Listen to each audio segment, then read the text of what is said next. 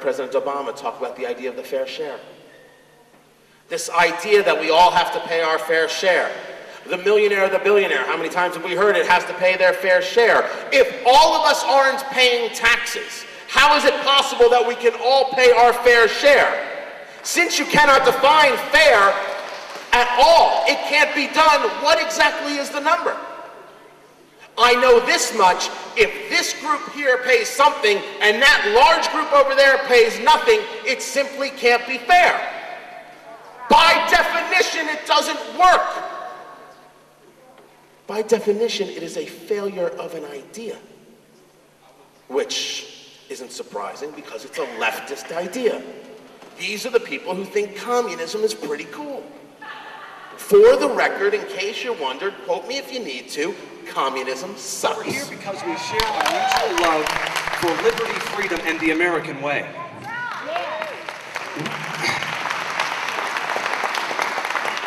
We understand that America is at a crossroads today. We have the most radical president in American history. He's worse than Woodrow Wilson, FDR, and Jimmy Carter combined. In Obama's first term, we saw a 59% increase of Americans on food stamps. Trillions of dollars in new debt, high unemployment, and our gas prices, for our clunkers, you know, are continued to be through the roof. We are on the fast track towards socialism, my friends. The United States remains the last great stand against leftism, big government, and liberalism.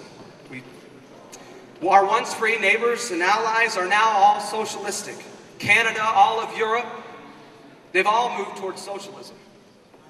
And they're all at the brink of collapse. Look at what's happened in Greece. They're rioting in the streets because they were going to raise the retirement age in Greece.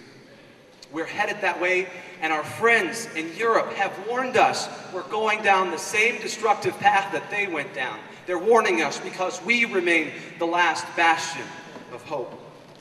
Leftism and big government have never worked. Government is always the roadblock to prosperity. Government, as Ronald Reagan said, government is always the problem, never the solution. And in 2008, we were fooled. Well, you and I weren't, but Americans all over were fooled.